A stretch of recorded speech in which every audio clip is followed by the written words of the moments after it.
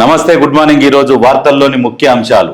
కొరతన కృత్రిమమా, ఇప్పసారా లొల్లి, పైడి రాకేష్ రెడ్డి వ్యాఖ్యలతో గంట పాటు స్తంభించిన శాసనసభ. రేవంత్ సిద్దిపేటకు రా, ఎవరో ఎందుకు నువ్వే ఇక్కడ పోటీ చేయి, ముఖ్యమంత్రికి ఎమ్మెల్యే హరీష్ రావు సవాల్. 10 రోజుల్లో 1,00,000 ఫైళ్లకు క్లియరెన్స్, సక్సెస్ఫుల్ గా కొనసాగుతున్న ప్రజాపాలన ప్రగతి ప్రణాళిక. ఎన్నికలు ఎప్పుడొచ్చినా విజయం మాదే, బీఆర్ఎస్ కు ఏ టైంలో గోల్ కొట్టాలో తెలుసు, కాంగ్రెస్ కు రాజీనామా. నవమి వేళ కొత్త పార్టీపై క్లారిటీ, నిజామాబాద్ నుంచే ప్రకటన. ఇప్పటికే తెలంగాణ ప్రజా జాగృతిగా నామకరణం, పార్టీ జెండా జెజెండా కూడా ఖరారు. భారీ ఏర్పాట్లు చేస్తున్న జిల్లా కార్యకర్తలు అదే రోజు పోటీ చేసే సెగ్మెంట్ పై ప్రకటన ఉండే ఛాన్స్. గృహ ప్రవేశాలకు రెడీగా 1,12,000 ఇంద్రమ్మ ఇండ్లు.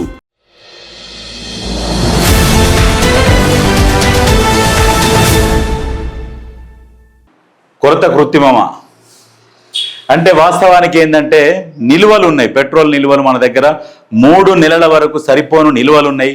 కాకపోతే ఏంటంటే ఒక ప్రచారం చేస్తున్నారు. దీంట్లో ప్రచారంలో కూడా కొంత ప్రతిపక్షాల పాత్ర కూడా ఉన్నది. ఎందుకంటే కేటీఆర్ కూడా అంటాడు మేల ఇంకా అస్సలే దొరకదు పెట్రోల్ మొత్తానికి అని. ఇప్పుడు ఆల్రెడీ క్లియర్గా చెప్తున్నారు ఏంటి అంటే 3 నెలల వరకు, ఇప్పటి నుంచి 3 నెలలు లెక్కేయిర్రి. ఇది అయిపోయింది మార్చి, ఏప్రిల్, మే, జూన్ దాకా ఇంకా ఫుల్ సరిపోను పెట్రోల్ ఉన్నది. ఈ ప్రతిపక్షాల ప్రచారము, ఆ ప్రచారంలో భాగంగా ఈ ప్రజలు ఇట్లా లైన్ కడుతున్నారు. అయితే నిల్వలు ఉన్నాయంటున్న కేంద్ర రాష్ట్ర ప్రభుత్వాలు పలు బంకుల్లో నో స్టాక్ బోర్డులు. ఈ బంకులలో కూడా కొంతమంది ఏం చేస్తున్నారంటే ఇప్పుడే అవకాశం దొరికింది, బ్లాక్ మార్కెట్ చేసుకోవచ్చు అనే ఉద్దేశంతో కొంతమంది నో స్టాక్ బోర్డు పెడుతున్నారు. కొంతమంది పొయ్యలేక వాళ్ళకు ఇబ్బందులై కూడా వాళ్ళు ఆ రకంగా చేస్తున్నారు. అయితే ఇక్కడ చూడండి, ఉత్తమ్ కుమార్ రెడ్డి గారు ఏమంటున్నారంటే ఇంధన కొరత లేదు, రాష్ట్రంలో సరిపడా నిల్వలున్నాయి, ఏ ఒక్కరూ గందరగోళంలో పడకండి, వందతులతో ఆందోళన చెందకండి, రాష్ట్ర ప్రజలకు మంత్రి ఉత్తమ్ కుమార్ రెడ్డి విజ్ఞప్తి. పెట్రో పరేషాన్, బంకుల వద్ద ఎగబడుతున్న జనం.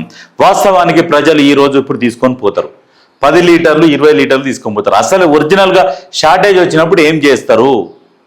ఈ 10 లీటర్లతో నీ జీవితం గడవదు కదా.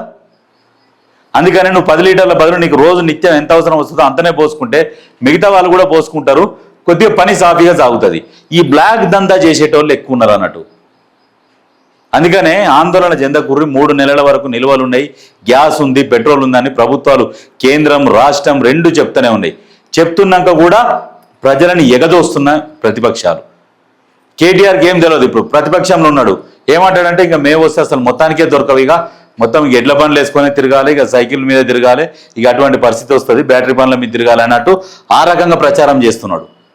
ఏమీ లేదు, మనకు అంతా ఫ్రీగానే ఉన్నది, మనకు వచ్చేవి వస్తూనే ఉన్నాయి, మన దగ్గర నిల్వలు కూడా 3 నెలల వరకు ఉన్నాయి, మళ్ళీ ఇంకా వచ్చే బోట్లు వస్తూనే ఉన్నాయి. కాబట్టి ప్రజలు కూడా అందరూ అర్థం చేసుకోవాలి. ఇక్కడ ఏంటంటే ఫుల్ ట్యాంకుల వల్లే అసలు సమస్య. పెట్రోల్ డీజిల్ నిల్వలు పుష్కలంగా ఉన్నాయి, కంగారు పడి ఫుల్ ట్యాంకులు చేయించొద్దు, ధరలు కూడా పెంచేది లేదు. కేంద్ర పెట్రోలియం శాఖ కార్యదర్శి 60 రోజులకు సరిపడా నిల్వలు ఉన్నాయని వాళ్ళు అంటారు, 90 రోజులకు ఇక్కడ అంటారు. అయితే వాస్తవానికి పెట్రోల్ ధర కూడా పెంచము అని క్లియర్గా చెప్తున్నారు.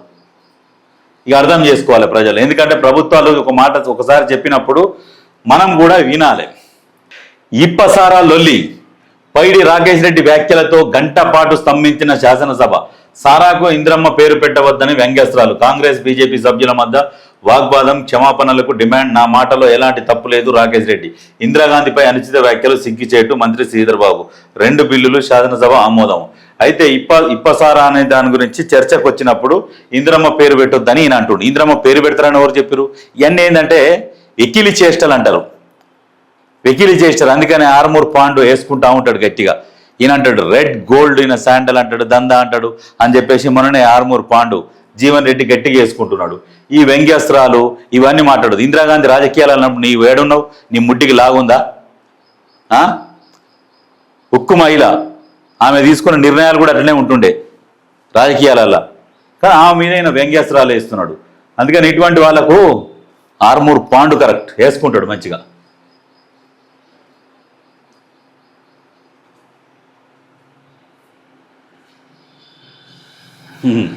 రేవంత్ సిద్దిపేటకు రా, ఎవరో ఎందుకు నువ్వే ఇక్కడ పోటీ చేయి, ముఖ్యమంత్రికి ఎమ్మెల్యే హరీష్ రావు సవాల్. అయితే మల్లన్న సాగర్ బాధితులు ఉన్నారు కదా, నేరేళ్ల బాధితులు, మల్లన్న సాగర్ బాధితులు కావచ్చు, నిన్ను మొన్న నువ్వు ఎలక్షన్లలో పోతే నీకు దేనితో స్వాగతం పలికిర్రో నువ్వు అర్థం చేసుకో. నువ్వు ఒకసారి అక్కడ పోయి సర్పంచ్గా పోటీ చేస్తా అని చెప్పు. నువ్వు ఎమ్మెల్యే కాదు, సర్పంచ్గా పోటీ చేస్తాను.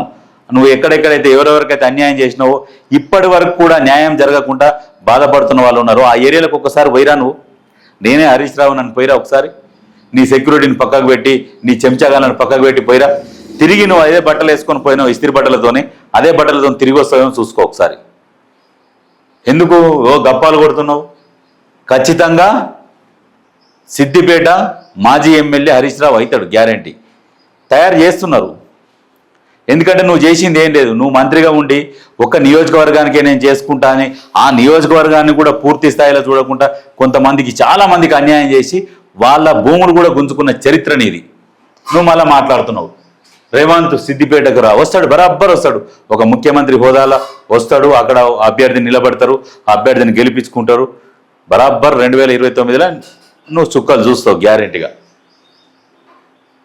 వాస్తవానికి కూడా ప్రభుత్వం కూడా ఒకసారి ఈ మల్లన్న సాగర్ బాధితులను పిలిపించి అసలు ఏం జరిగింది ఏంది అని ఒక ప్రెస్ మీట్ పెట్టించి ఒకసారి మాట్లాడిస్తే ఇలా రోగం కుదురుతుంది.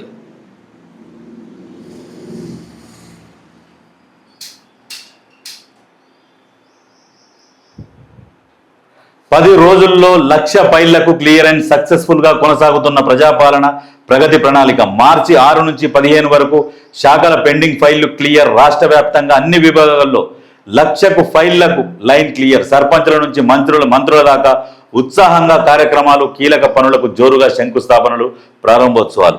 ఏవైతే పెండింగ్ ఫైళ్లు ఉన్నాయో 1,00,000కు పైగా ఫైళ్లు క్లియర్ అయినాయి. కొత్త పనులకు శంకుస్థాపనలు, రెట్టించిన ఉత్సాహంతో మంత్రులు, ఎమ్మెల్యేలు జోరుగా ఉన్నారు, ప్రారంభోత్సవాలు చేసుకుంటున్నారు. కాబట్టి అర్థం చేసుకోర్రి.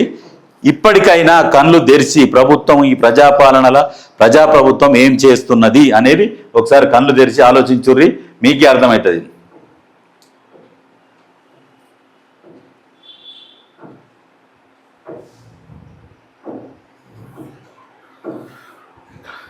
ఎన్నికలు ఎప్పుడు వచ్చినా విజయం మాదే. బీఆర్ఎస్ కు ఏ టైంలో గోల్ కొట్టాలో తెలుసు.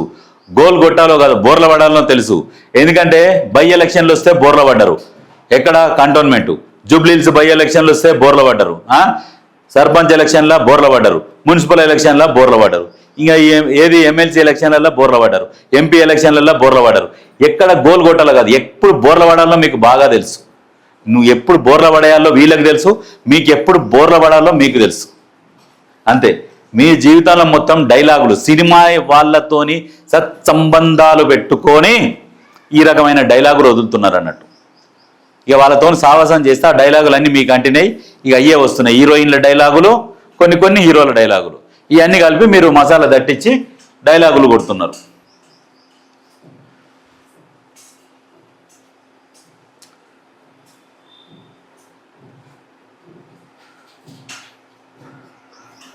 కాంగ్రెస్ కు రాజీనామా. ఎట్టకేలకు ప్రకటించిన జీవన్ రెడ్డి 40 ఏళ్లు నిస్వార్థంగా పనిచేశానని వెల్లడి. 20 నెలలుగా అవమానాలేనని ఆవేదన.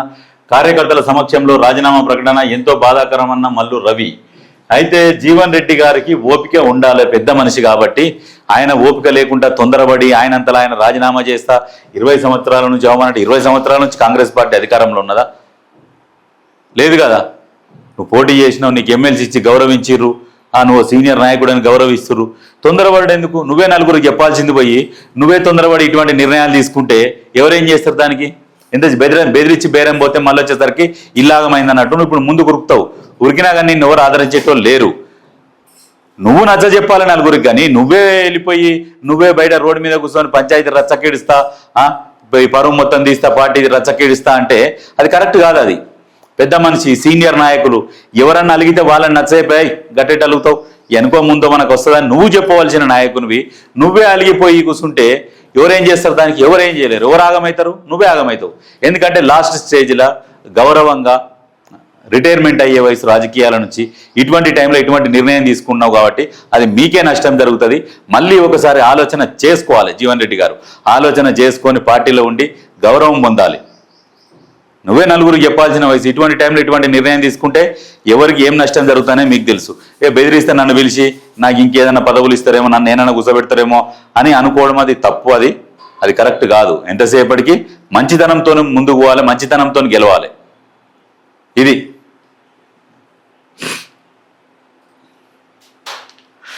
నవమి వేల కొత్త పార్టీపై క్లారిటీ. నిజామాబాద్ నుంచే ప్రకటన. ఇప్పటికే తెలంగాణ ప్రజా జాగృతిగా నామకరణం, పార్టీ జెండా కూడా ఖరారు. భారీ ఏర్పాట్లు చేస్తున్న జిల్లా కార్యకర్తలు. అదే రోజు పోటీ చేసే సెగ్మెంట్ పై ప్రకటన ఉండే ఛాన్స్. ఇక ఈమె పార్టీ, కొత్త పార్టీ పేరు పెడితే ఈమె పార్టీ ఎంత వెలుగుతుంటే బీఆర్ఎస్ పార్టీ లైట్ అంత డిమ్ అయిపోతుంటుంది. ఎందుకంటే ఇక్కడ పవర్ పెరుగుతూ ఉంటే అక్కడ నుంచి పవర్ ఇంట్లోకి వస్తుంది. అందులో ఉన్న వాళ్ళే ఇందులోకి వచ్చేస్తారు క్లియర్గా. అదే జరుగుతుంది, వేరే ఇంకేం జరగదు. రాసి పెట్టుకోరి. ఆల్రెడీ దాదాపు ఖాళీ అయింది.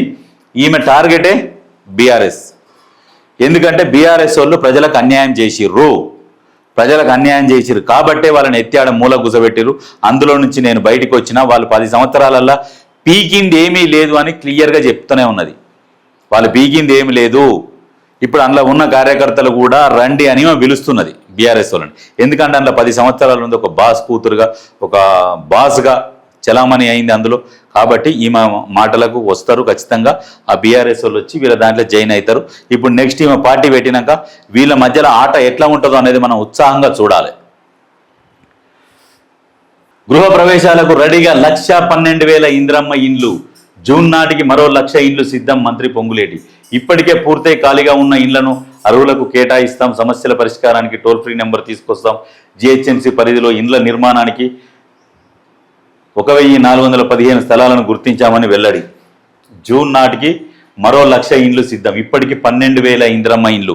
కేటీఆర్ కళ్ళకు బ్యాండేజీలు ఉన్నాయా, లేకుంటే పసిరికలు వచ్చినాయా, లేకుంటే కళ్ళకు పొరలు వచ్చినాయా, లేకుంటే చెవులు వినబడతలేవా?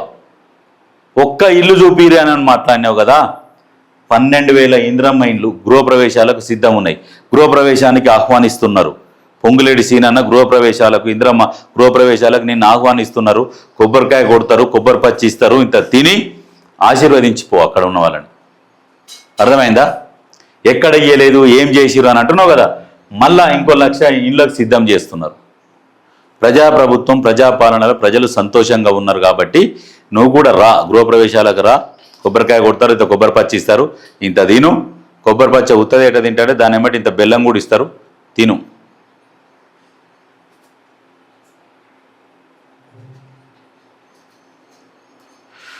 అసెంబ్లీ సమావేశాలకు ఎమ్మెల్యేల డుమ్మా. చర్చలో పాల్గొనడంపై ఇంట్రెస్ట్ చూపించట్లేదు.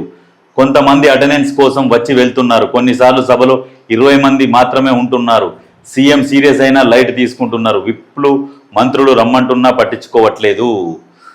అందుకనే వీళ్ళని పెట్టుకోవాలి. మన ముఖ్యమంత్రి గారు ఏం చేయాలంటే ఇట్లా వచ్చి అట్లా పోయే వాళ్ళని ఏం చేయాలంటే పెట్టుకొని నెక్స్ట్ టైం బీఫామ్ల కోసం వచ్చినప్పుడు కానీ, ఇంకా వీళ్ళకి సంబంధించిన వాళ్ళకి ఏదైనా నామినేటెడ్ పోస్టులకు వచ్చినా కానీ సంబంధించిన వాళ్ళకు అటువంటి వాళ్ళని తోక కత్తిరించేసేరి. ఆ సీట్ల కోసం పోటీలో చాలామంది ఉన్నారు, ఎంతోమంది ఉన్నారు. ఇటువంటి వాళ్ళు కాదు. ఇప్పుడు పెళ్లి చేయంటే నాకు అవసరం లేదు కానీ దానికి అక్కడ పెళ్లి చేయి నాకు అవసరం లేదు అన్నట్టుగా ఇలా కథ ఉన్నది. ఏంటంటే ఎవరైతే పోతే నాకేంది, నాకు వస్తేనే నేను చూసుకుంటున్నా. పార్టీ పేరు మీద గెలుస్తారు. ఎవరు కష్టపడితే పార్టీ బరువు బాధ్యతలు మీదేసుకొని పార్టీని గెలిపిస్తే వీళ్ళకి అడిమారు గుడ్డి సీట్లు ఇస్తే తీసుకొని వీళ్ళు ఇట్లా ఆటాడుతున్నారు. ఇటువంటి వాళ్లకు నెక్స్ట్ ఎలక్షన్లల్లో